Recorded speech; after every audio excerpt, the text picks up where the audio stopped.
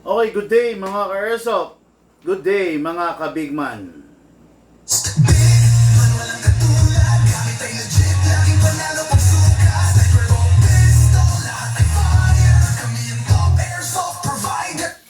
Hello po, magandang hapon sa inyo lahat. Take 2 po ito natin live, no? Sa sobrang bagal ng internet, nagkakaroon ng bug yung ating audio, ay yung ating video, no? Again, once more.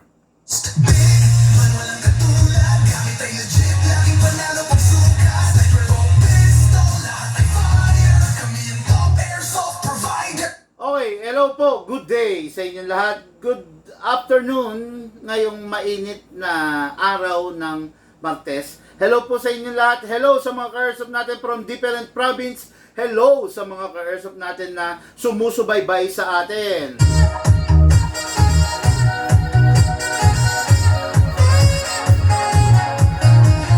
Shoutout, good day and good afternoon, Jonathan De Los Reyes of Urdaneta, Pangasinan.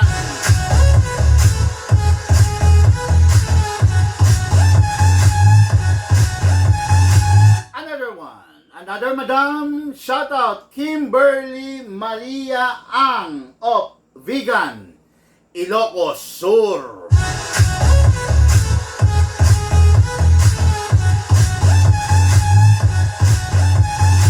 Okay, dire-diretso po tayo. Review and unbox na unit ng ating mga bossing.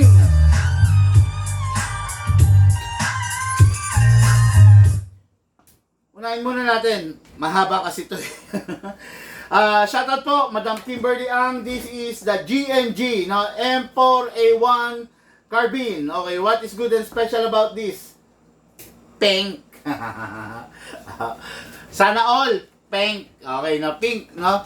This is a M4A1 pink rifle by the Guay, no, by the GNG.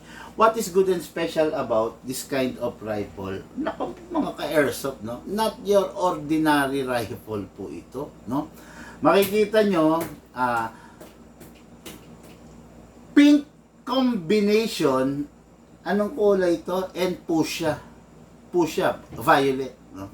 Malapit sa violet. So, yan ang combination nitong unit na to. Ito yung full setup nitong unit na to. Okay, no? Makikita nyo naman, kaya lang walang pink na na scope, no? Halimbawa lang gusto lagyan ito ng scope.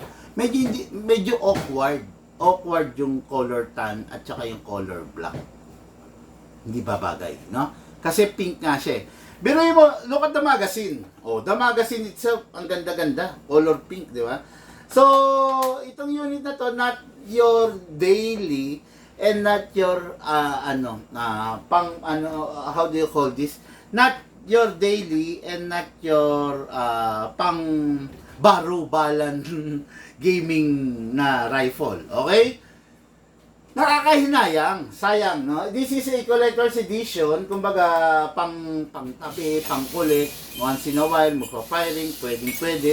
Pero, hindi siya pwede yung ilarga mo talaga, no? So, pag ginanon mo, sayang siya, no? Pero, nasa sa'yo pa rin, kumbaga, kung afford mo naman, bakit hindi, no? Katulad ng ating kaso ngayon, si Madam Kimberly Ang. Okay, si Madam Kimberly Ang ay isang 19 years old na gusto niyang merong pinaglilibangan sa kanilang mumunting garden dyan sa Vegan, Ilocos Sur, no? So, una, ang gusto niya yung red, no? Kaya lang, the only problem with the red rifle is mabigat siya yung BFC. Mabigat siya, so 19 years old, gusto niya yung relax lang daw, chill firing lang. Actually, ayaw niya nga ng upgraded, no? So, itong unit na to is hindi upgraded, so expected nyo na FPS nito is around 350 to 380 only. Okay? Again, gusto lang ni Madam, meron pang display, and once in a while, kung meron siyang, kung gusto niya magpapatok, may magagamit siya. Ito yung nababagay kay Madam. Okay? In terms of pistol, wala kasi tayong available na pink na pistol. Kukuha din sana siya, no? Kaya lang wala na tayo ng yung pink na GNG na guay-guay na pistol. Kaya rifle na lang muna, no? So far, itong unit na to, wala namang ganong kailangan pang i-introduce dahil alam nyo naman, M4A1 carbine naman siya, di ba?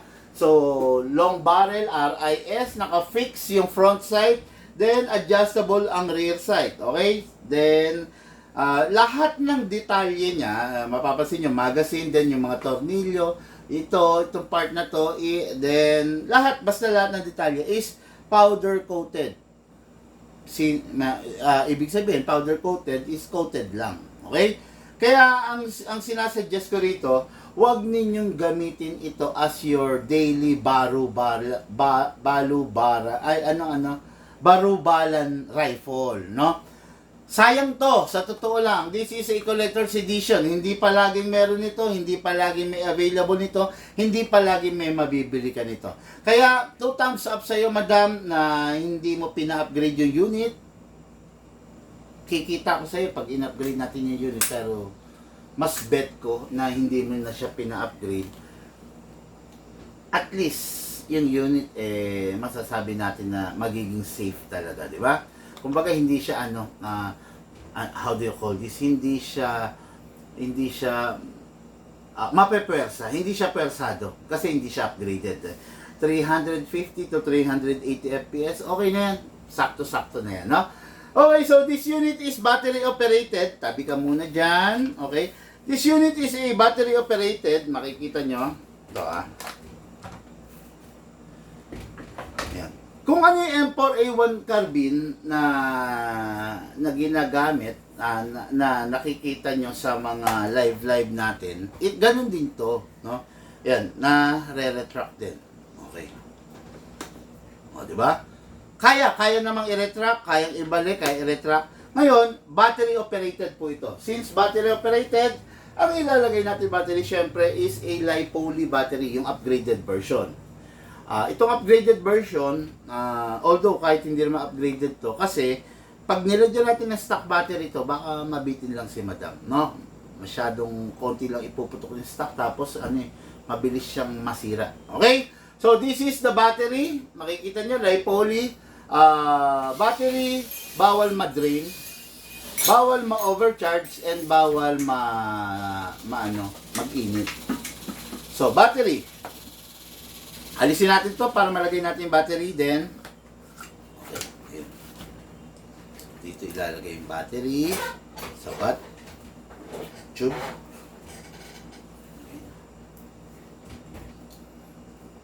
Sikip pa. Okay, wag natin dyan ilagay. Dito natin ilagay sa bat stock. Okay? Sigurado, dito maluwang yan. Okay, ayun. Pasok natin dito. Alo!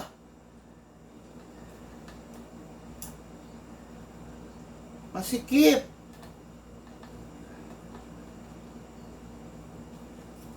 Ayun. Pumasok. Eksakto lang. Okay? Hindi masikip, hindi maluwang. Okay lang naman yan. Ngayon, balik natin to. Okay? Then, ito.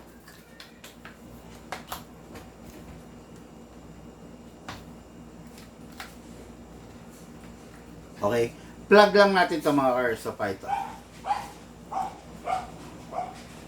Okay? After mo ma-plug, syempre i-secure mo lahat ng wire, ipasok mo. Para hindi, walang wire na may ipit. So, safe siya, na hindi siya mag-grounded. Okay? Then, balik mo to. Then, balik mo to. That's it. So, single fire, rapid fire. Sarap gamitin ito kasi ano siya, pink. Okay, so ito yung magazine niya. Walang kagas-gas-gas-gas. Ganda ang kintaw. Okay? Gamitin ko na lang muna itong black para kung magagasgas man. Gusto ko kung merong gagasgas nito, yung may-ari. Kasi syempre pag pinasok natin ito, possible magkaroon ng scratches. So, magazine niya same as this. buksan lang sa ibabaw, buhusan ng bala. 350 rounds ang kasya po rito, while this one is 300 rounds only. Ayun, kita nyo. Mas malaki to. Okay? So, pag napuno na ng bala, isara. Tapos may gear sa ilalim, kinakamot. Ganun din to Kaya meron rin siyang gear sa ilalim, kakamot mo lang.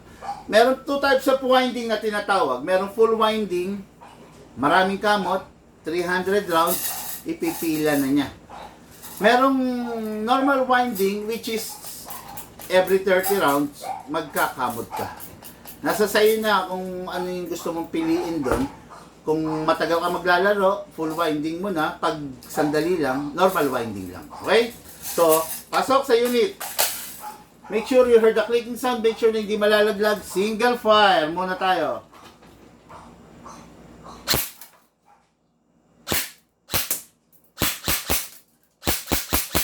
Rapid fire. Single fire.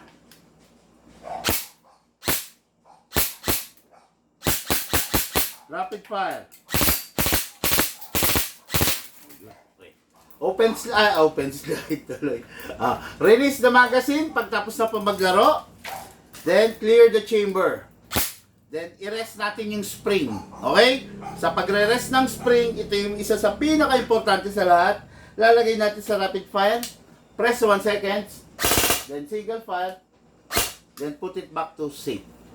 Okay. I-rest mo yung unit sa tuwing matatapos ka maglaro para hindi siya hihina. Para hindi manlalata yung spring dahil nakaunat siya. Pag itinabi mo na nakapigayan, sigurado manghihina yung spring. Okay?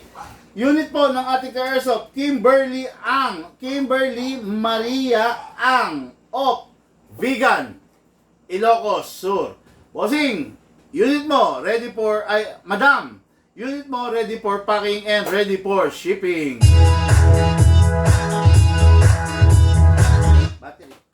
Ito yung magazine, wag mo nga magasgasan. Okay, next unit natin mga ka-airsoft is para sa ating bossing na matikas.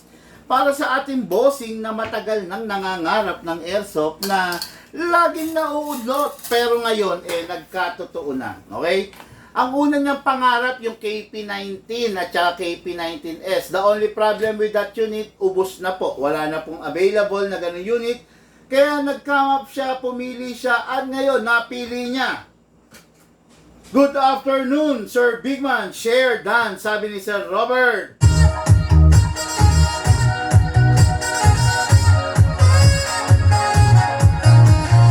Sir, tanong ko lang, may BSR-10 po ba kayo? Gabriel Reta, meron po kami BSR-10 by the Tokyo Marui. Wala po kaming BSR-10 by the Double Bell. Ang BSR-10 po namin ay Japan version, while the Double Bell, the disposable version of the BSR-10 is Double Bell,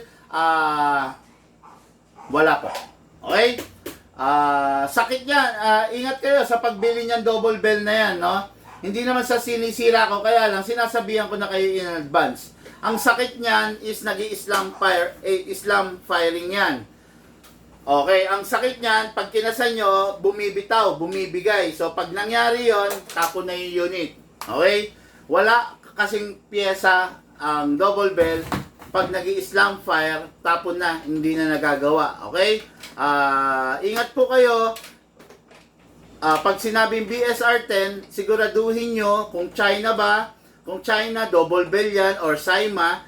Pero kung Tokyo Marui yan, ay nako po, sigurado may pyesa. Kaya lang, syempre, maghanda ka ng budget mo. Kasi syempre, knowing Tokyo Marui, hindi siya mumurahin. Hindi siya pipitsugin. Okay? So, okay, unit natin ka-airsoft, number 1 is this one. Ito yung unit na sinasabi ko dun sa vlog ko nung mga nakaraan. Pinagsamang Glock and ZZ combine. Okay? Kung mapapansin ninyo, itong grip na to is grip to ng ZZ. Grip ng ZZ yan. Itong slide na to, kung aalisin nyo to, Glock. Okay? Kaya this is a collaboration unit na Glock and ZZ. Napakaganda. Tignan nyo, trigger pa lang, oh, parang ZZ na. Kaya lang nagkaroon ng center trigger eh. So kaya parang naging Glock. Combination of ZZ and Glock itong unit na to. Ito pa, isa sa pinaka-special dito. Kung bakit ko rin gusto itong unit na to, it is because of the beaver tail. Long beaver tail. Bakit? Okay. Whenever I'm firing, ayan, no, there's no chances na yung balat mo rito is maipit sa slide. Sa mga ibang unit kasi, like Glock, possible maipit eh. Kung hindi mo ibababa yung balat, itong palm mo. No? Possible maipit dito. Pero with the presence of this long beaver tail, talagang secure yung daliri mo na hindi maiipit. Hindi siya malapit, no? Hindi ko lang alam kung naipitan na kayo, pero ako kasi naipitan na dati ng balat, no? Sa tunay, masakit. May peklat to. Kung mapapansin nyo to, may peklat to na nagmarka na, no? Dati kasi nung pumutok ako, naipit. Masakit yun. Hindi mo papangaraping mangyari sa'yo. Dahil malamang sa malamang, aaray ka, masakit, no? So, ito unit na to, unit natin ka Airsoft, napakaganda, napakasarap, talagang napakatindi. Combination. KP ano to, look? Tingnan nga dyan, sa box. KP13CS. This is a KP13CS by the KJ Works, so hindi ko siya masabing hindi ko siya masabing 6.0 kahit naka-compensator siya. 5.1 siguro, no? Kasi knowing Glock 4.8 plus itong distance na to, mga 5.1 ang travel niya. Tapos kasa natin, meron siyang long barrel, tapos kasa ilak naka-fix outer barrel. Ayan, no? Naka-fix outer barrel din, naka-compensator. Kikita niya naman, ang ganda-ganda niya, di ba? Tapos out of the box naka-upgrade na to. Okay? Naka-compensator na. Pero hindi naka-fix outer barrel to out of the box. Okay? Then, competition trigger na hindi adjustable. Naka-magwell. Tsaka to, long beaver tail. Then, naka-optic front. Yun yung upgrade niya out of the box. Ngayon, ano yung in-upgrade natin dito? Number 1, the fix outer barrel, the fine-tuning, trigger job, enhance of big bore. Tama. Enhance of fix outer barrel, fine-tuning, trigger job, enhance of big bore nozzle, half-up rubber. Yun ang upgrade nito, 5. Yung upgrade pa lang, panalong-panalo na kayo. Sa upgrade pa lang,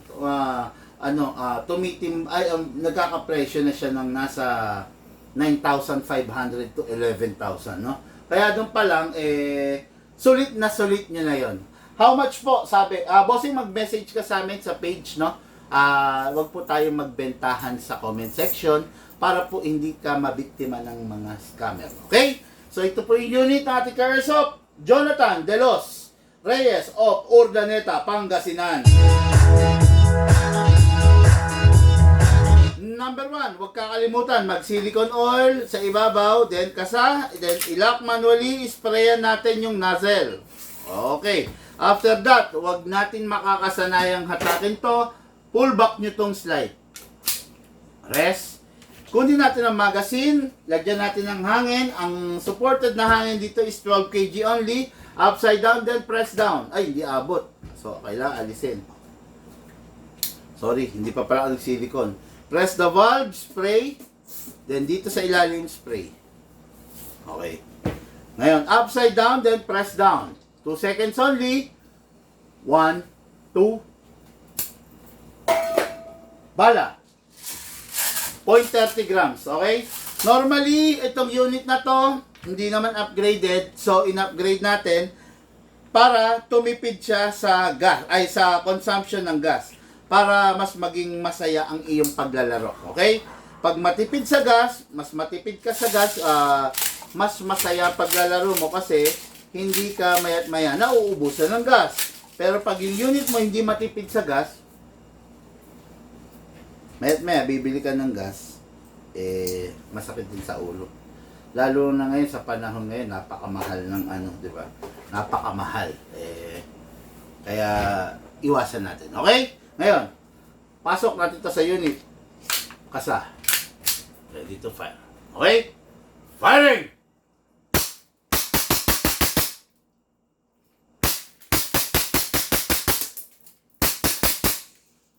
Open slide kasi wala ng bala. Next thing to do, release the magazine, release the slide, then rest the hammer by pressing the trigger.